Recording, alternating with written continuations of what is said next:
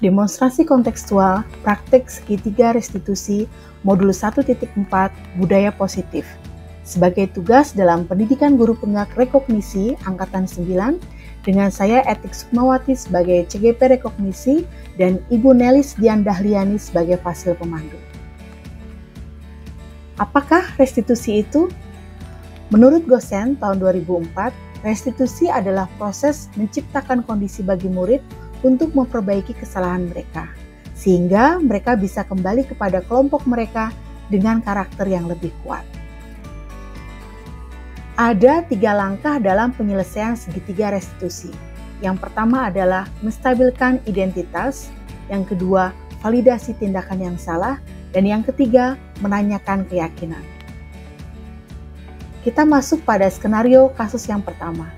Pada hari Selasa, setelah menjelaskan tentang operasi matriks, Bu Eti memberikan PR tentang materi matriks dengan tujuan para murid bisa lebih memahami materi yang diberikan. PR tersebut dikumpulkan Rabu pagi sebelum jam pelajaran dimulai, agar Ibu Eti bisa koreksi sehingga bisa memetakan murid yang sudah paham dan belum paham untuk ditindaklanjuti. Keesokan harinya, saat mengoreksi tugas, Bu Eti menemukan satu anak yang tidak mengumpulkan tugas, yakni Rima. Padahal berdasarkan informasi dari sekretaris, hari itu Rima masuk sekolah. Saat istirahat, Bu Eti pun memanggil Rima untuk klarifikasi. Selamat pagi, Bu Eti. Selamat pagi Rima, silakan duduk. Kamu tahu mengapa Ibu panggil ke sini pada pagi hari ini? Mungkin berkaitan dengan tugas, Bu. Ya, benar. Mohon maaf, saya belum mengerjakan tugas yang diberikan kemarin. Rima, semua orang pernah melakukan kesalahan, termasuk Ibu. Namun, setiap tindakan kita pasti ada alasannya. Kira-kira, mengapa kamu tidak mengumpulkan tugas? Saya capek dan mengantuk, Bu. Pulang sekolah, saya langsung main ke rumah Kaila sampai maghrib. Setelah sampai rumah, saya makan, sholat, terus tidur. Bangun-bangun sudah pagi dan saya belum mengerjakan tugas yang diberikan. Kamu masih ingat keyakinan kelas kita? Masih, Bu.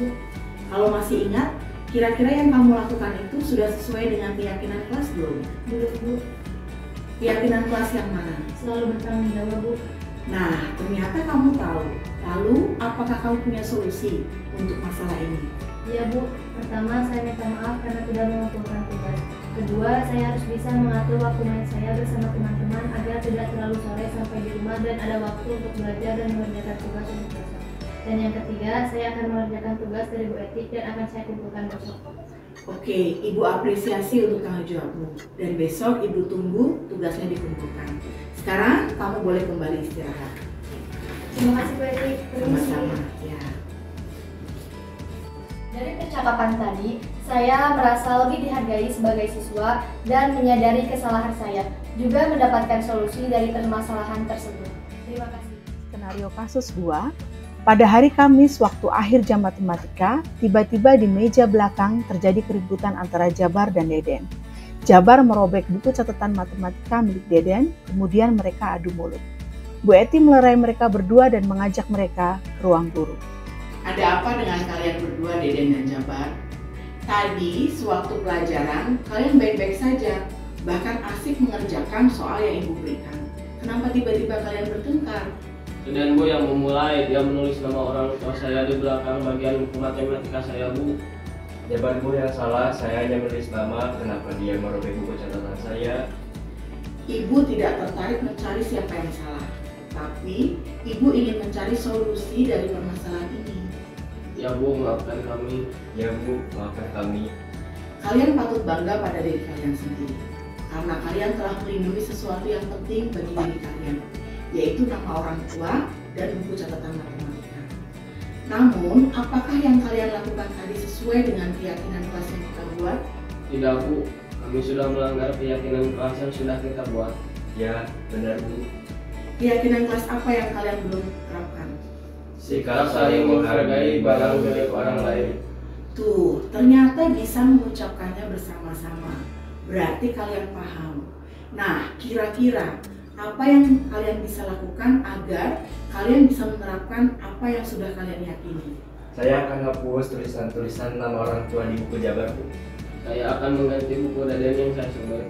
Tapi catatan matematika saya gimana yang sudah kena robek? Nanti saya pinjami catatan saya untuk Deden salin kembali di bukunya. Bagaimana Deden? Mau nggak dipinjemin punyanya Jabar? Tapi kamu bantu saya juga menjadi catatan karena lumayan banyak. Oke, sekarang kalian silahkan kembali ke kelas. Besok Ibu akan cek buku catatan Jabar yang sudah dibersihkan oleh Deden dan buku catatan Deden yang baru yang sudah lengkap catatannya. Ya Bu. Ya Bu, terima kasih. Kami lalu. Oke, sekarang silahkan kembali ke kelas.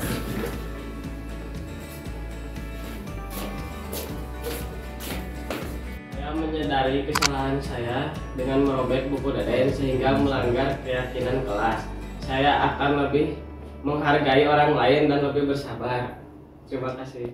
Adanya pembicaraan bersama, saya dapat menyelesaikan masalah ini dengan kepala dingin dan mendapatkan solusi agar tidak terjadi pertikaian dalam kedua pihak. Refleksi dari kegiatan segitiga restitusi ini adalah seperti yang disampaikan Chelsom Gusen tahun 1996 bahwa restitusi juga adalah proses kolaboratif yang mengajarkan murid untuk mencari solusi permasalahan mereka dan membantu murid berpikir tentang orang seperti apa yang mereka inginkan dan bagaimana mereka harus memperlakukan orang lain. Sebagai seorang guru, ketika kita menemui murid yang melanggar keyakinan kelas, maka kita terapkan segitiga restitusi dengan posisi kontrol sebagai seorang manajer, supaya murid kita dapat menemukan solusi bagi masalah mereka dan menyadarkan mereka untuk berbuat lebih baik, serta mengembalikan kepercayaan dirinya. Segitiga restitusi ini tidak hanya diterapkan di sekolah, tapi ketika kita menjadi seorang guru, namun juga harus kita terapkan di rumah ketika kita menjadi seorang orang tua, agar anak kita bisa tumbuh menjadi anak yang percaya diri dan paham bagaimana memperlakukan orang lain dengan baik. Terima kasih, semoga bermanfaat.